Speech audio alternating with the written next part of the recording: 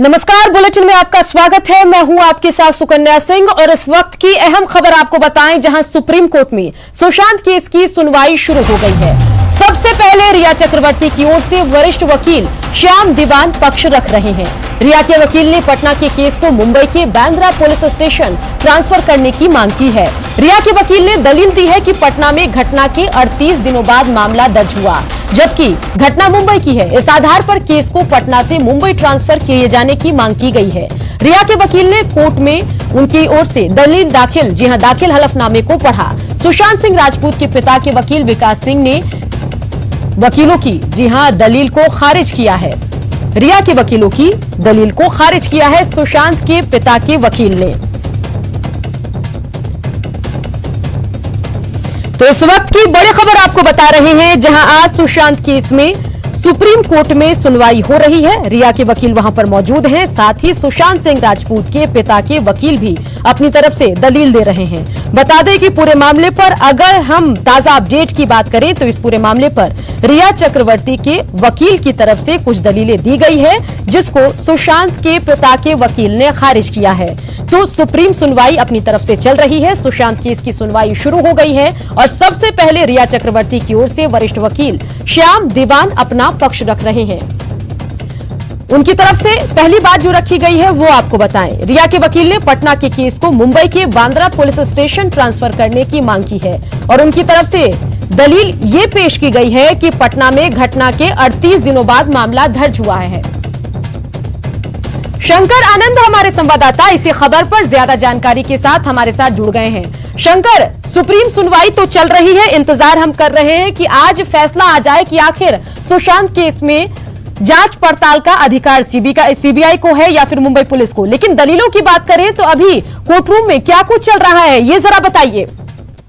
देखिए, सुशांत सिंह का जो मामला है, इस मामले में सुप्रीम कोर्ट में सुप्रीम सुनवाई चल रही है, जिसमें जस्टिस ऋषिकेश राय इस मामले की सुनवाई कर रहे हैं और वरिष्ठ वकील मनिंदर सिंह बिहार सरकार की तरफ से पेश हुए हैं। इसके साथ ही विकास सिंह जो है वो सुशांत के पिता और श्याम दीवान जो है ये एडवोकेट रिया की तरफ से पेश हुए हैं। रिया की तरफ से पेश जो वकील हुए हैं उन्हें कोर्ट में दलील देते हुए कहा कि उन्हें जवाब देने के लिए थोड़ा सा वक्त दिया जाए।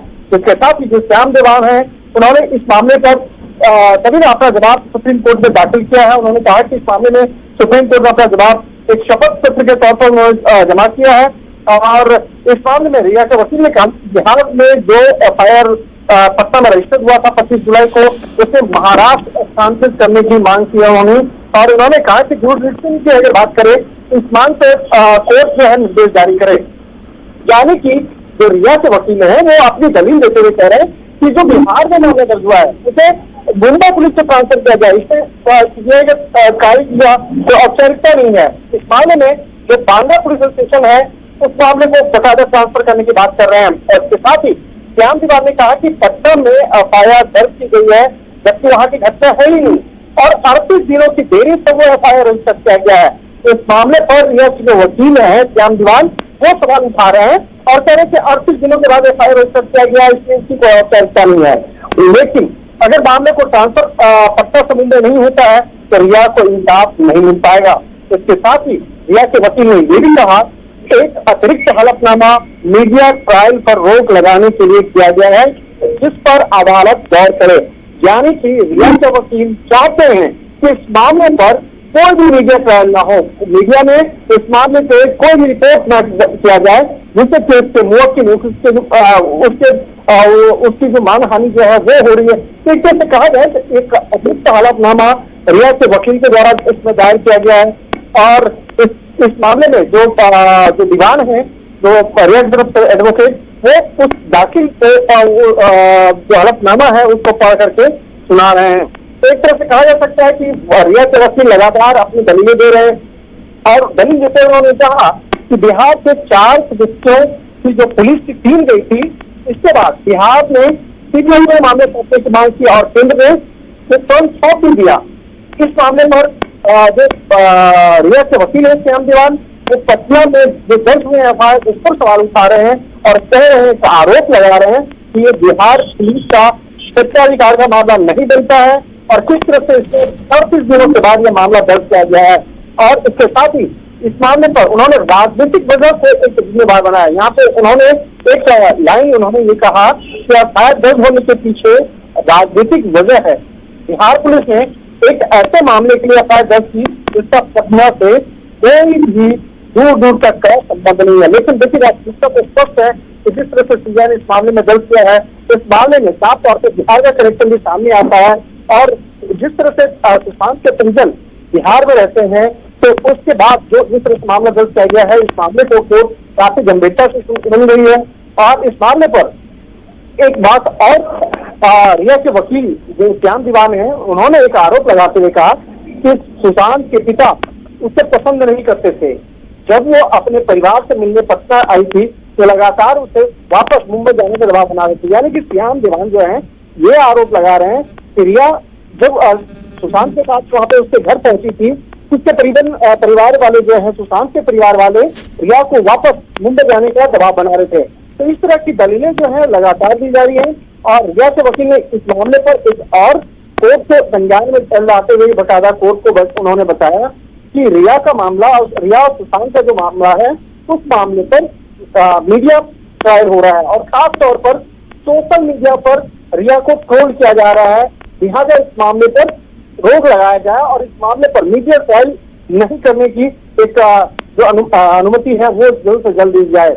और इस मामले में एक और उन्होंने दीवान में एक दलील देते हुए कहा कि रिया सुशांत से बेहद प्यार करती थी और इस मामले पर लगातार वो इस मामले पर जिस तरह से घटनाक्रम हुआ है, इस मामले पर उसे दुख भी है।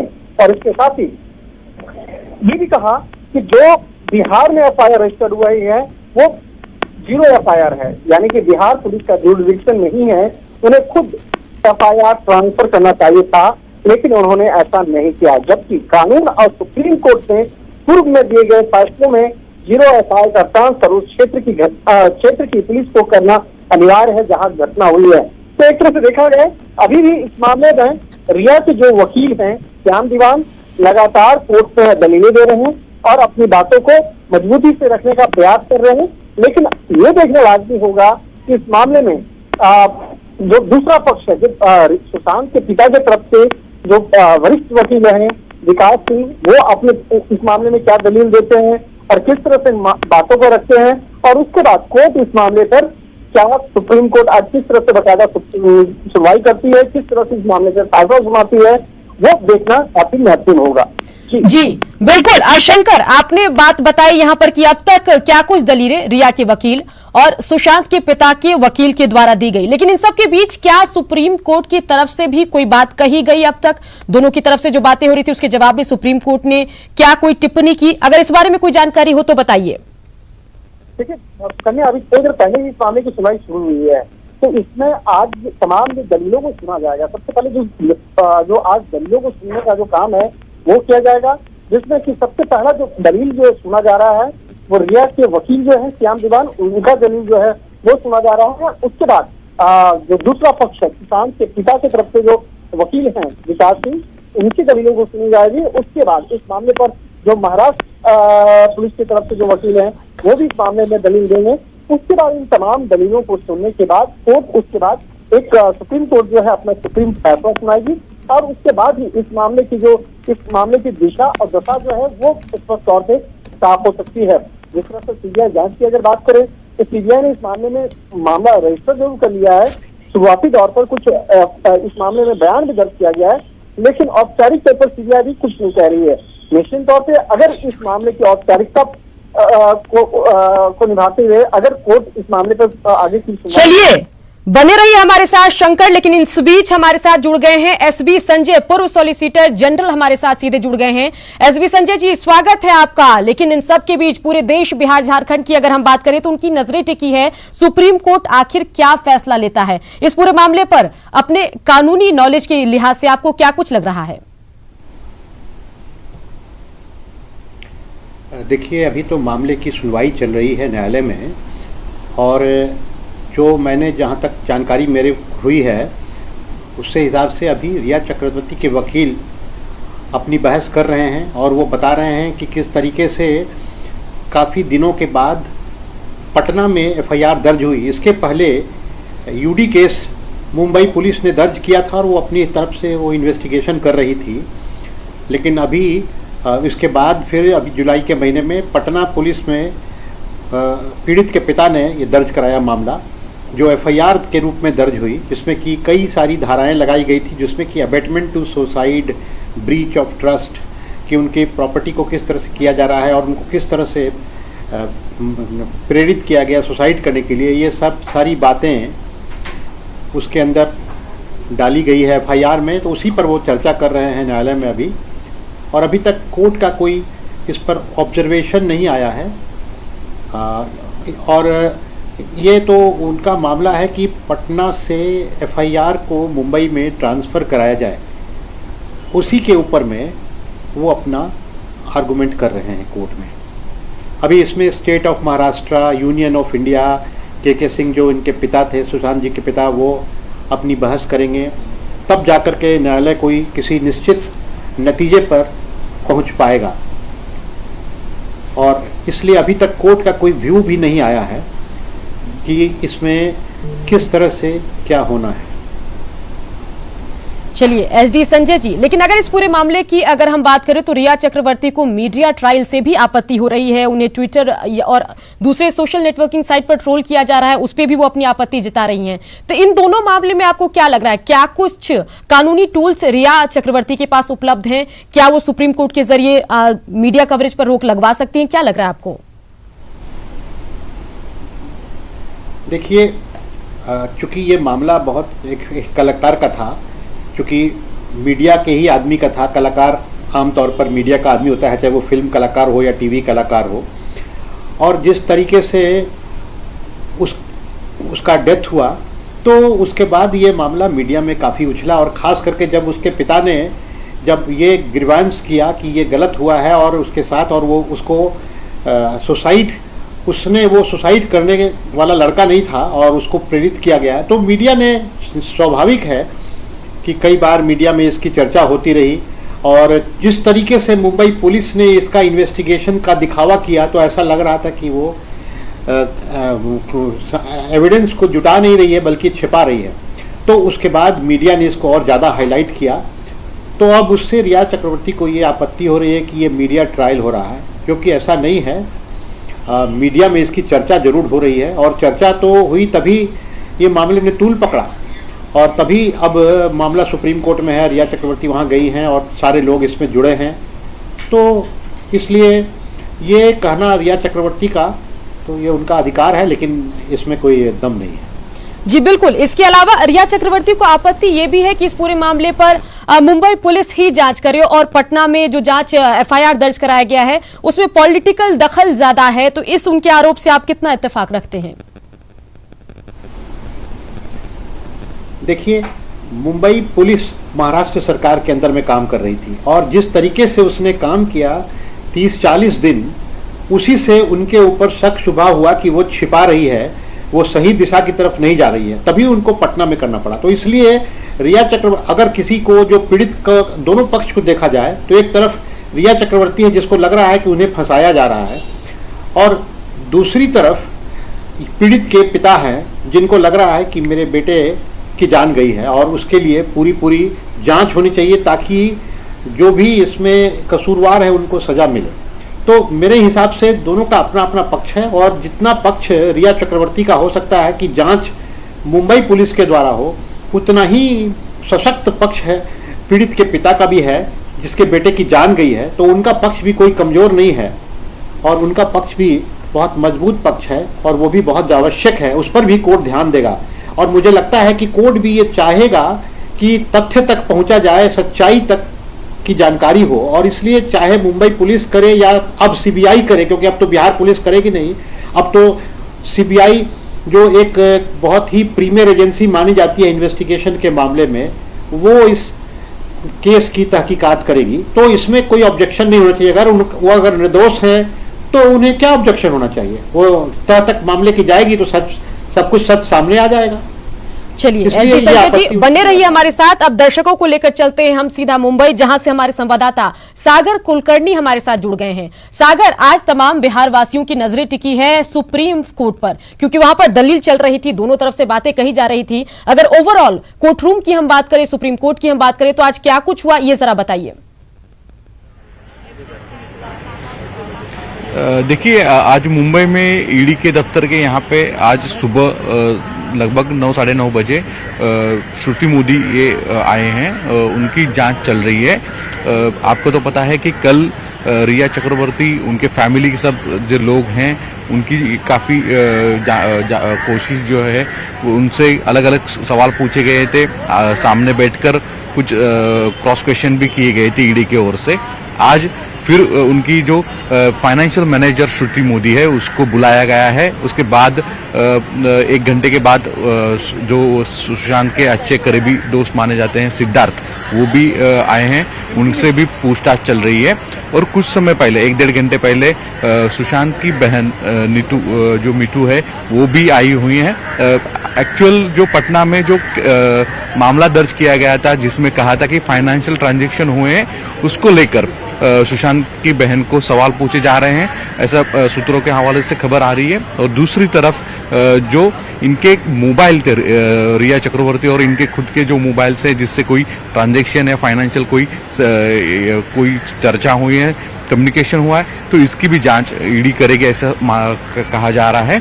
कुल मिला के फाइनेंशियल जो ट्रांजैक्शन है उसको लेकर सवाल ईडी की तरफ से पूछे जा रहे हैं, क्योंकि सुशांत के परिवारों से इस मामले में सवाल क्वेश्चन किए गए थे, तो उसको लेकर क्रॉस क्वेश्चनिंग आज होगी और उससे कोई इन्फॉर्मेशन मिलती है क्या देखते हैं। ईडी ने के उच्च स्तरीय जो अधिकारी हैं उन्होंने जो बताया है इन्फॉर्मेशन, उसकी तरफ कल 2 दिन में अगले सुशांत के और कुछ फैमिली मेंबर्स को भी जांच के लिए यहाँ पे पूछताछ के लिए बुलाया जाएगा, ऐसा कहा जा रहा है। जी बिल्कुल, तो ईडी दफ्तर से अपडेट दे रहे थे हमारे संवाददाता, और साथ ही हमारे साथ कानून के जानकार भी एसडी संजय जी भी हमारे साथ जुड़े हुए हैं। और इसके अलावा आपको यह भी बता रहे हैं कि सुप्रीम कोर्ट में आज के दिन जो सुनवाई हुई उसमें क्या कुछ खबरें छनकर आ रही है।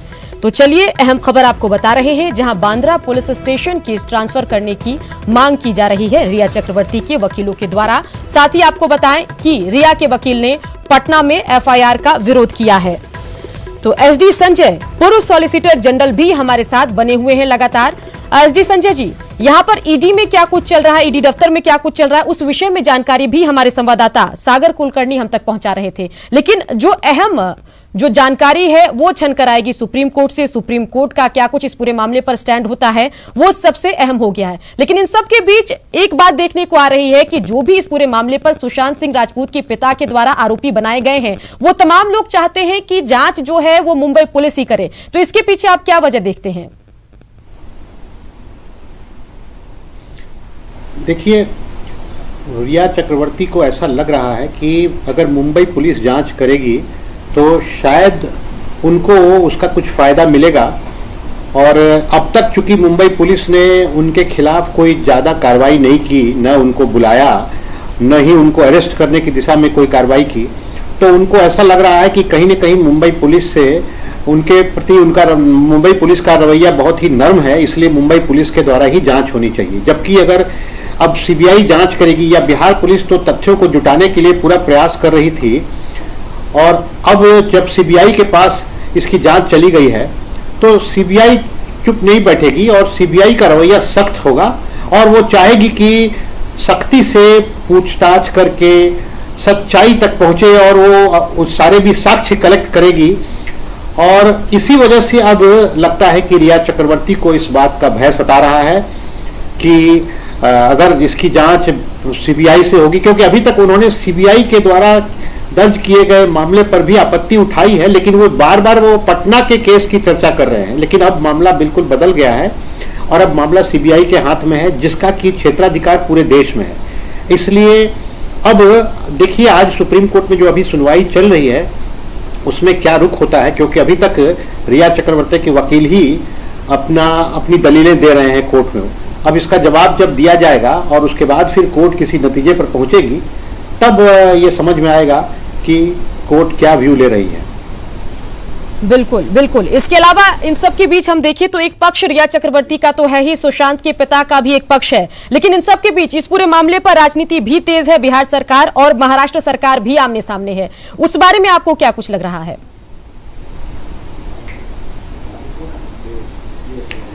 देखिए, मुझे तो नहीं लगता है इसमें कहीं कोई राजनीति वाली बात आ रही है। ये जो जबरदस्ती कुछ लोग इसको राजनीतिक रंग देने की कोशिश कर रहे हैं, क्योंकि जब पीड़ित के पिता को लगा कि मुझे न्याय नहीं मिलेगा, तब उन्होंने मीडिया से भी बातचीत की और राज्य सरकार और पटना में एफआईआर दर्ज हुआ, तब उन्होंने भी इस बारे में जा करके और एडमिनिस्ट्रेशन से बातचीत की कि भाई मुझे न्याय मिलना चाहिए।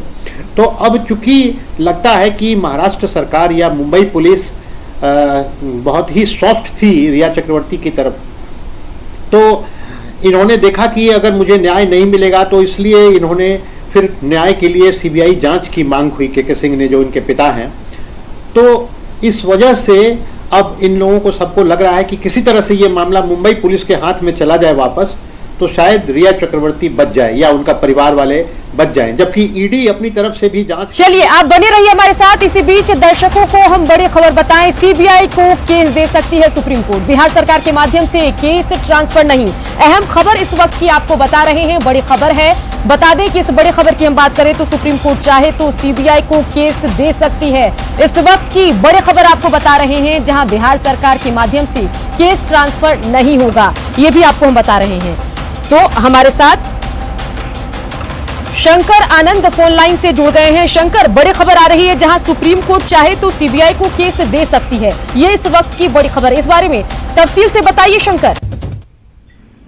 देखिए, निश्चित तौर पर देखिए, इस मामले पर सुप्रीम कोर्ट में इस मामले पर सुनवाई चल रही है और सुप्रीम कोर्ट की अगर बात करें तो सुप्रीम कोर्ट के पास ये हक है, ये अधिकार है कि इस मामले पर आगे तमाम दलीलों को सुनने के बाद इस मामले पर आगे फैसला लेना है।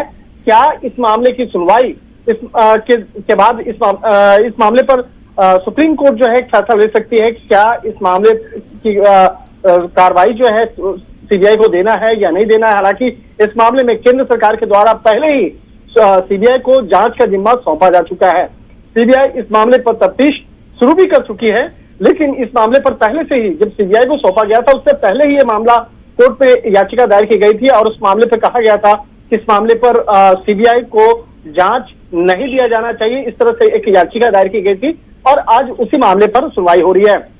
इस मामले में आज जो रिया के वकील हैं श्याम दीवान, वो उनका कहना है कि कार्यपालिका ऐसा काम नहीं कर सकती है जो सर्वोच्च न्यायालय के अधिकार क्षेत्र को शून्य कर दे। इसके साथ ही उन्होंने कहा कि अगर सुप्रीम कोर्ट का मानना है कि सीबीआई को ट्रांसफर करने का आदेश दिया जाना चाहिए तो सुप्रीम कोर्ट को ऐसा करना चाहिए। हालांकि यह बिहार सरकार के माध्यम से नहीं किया जा सकता है। इतना स्पष्ट है कि देखिए, इस मामले में जिस तरह से एक कोर्ट का रुख है वो धीरे धीरे इस मामले को समझने का प्रयास जरूर किया जा रहा है, लेकिन इस मामले में पहले से ही सीबीआई जांच की अनुशंसा केंद्र सरकार के द्वारा की जा चुकी है।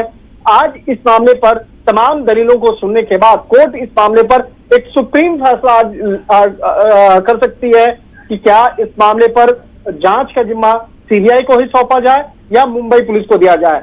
इस मामले में अब अभी मुंबई पुलिस के द्वारा जो वकील हैं उसकी दलीलों को स्टार्ट नहीं हुई है उनकी दलील, और इस मामले में सबसे पहले अभी रिया के वकील जो हैं श्याम दीवान, वो अपनी दलील दे रहे हैं। इसके बाद जो सुशांत के पिता की तरफ से वकील हैं विकास सिंह, वो अपनी दलील देंगे। उसके बाद ही तमाम दलीलों को सुनने के बाद ही कोर्ट अपना फैसला सुनाएगा। इस वक्त में जो पिछले 35 मिनट से रिया के वकील इस मामले में अपनी दलील दे रहे हैं और उन तमाम चलिए, सुप्रीम कोर्ट से जो भी अपडेट आएगी उस पर नजरें हमारी टिकी हुई है। साथ ही ईडी दफ्तर में क्या कुछ पूछताछ चल रही है उससे जुड़ी भी अगर कोई खबर आएगी तो सबसे पहले न्यूज 18 बिहार झारखंड अपने दर्शकों को बताएगा। साथ ही आपको बताएं कि शंकर आनंद हमारे संवाददाता हमारे साथ जुड़े हुए थे। इसके अलावा एसडी संजय, पूर्व सॉलिसिटर जनरल, भी इस पूरे मामले पर अपनी कानूनी समझ के लिहाज से हमारे साथ अपने विचार साझा कर रहे थे। और इसी के साथ इस बुलेटिन में इतना ही, लेकिन देश दुनिया की तमाम खबरों के लिए देखते रहिए न्यूज 18 बिहार झारखंड।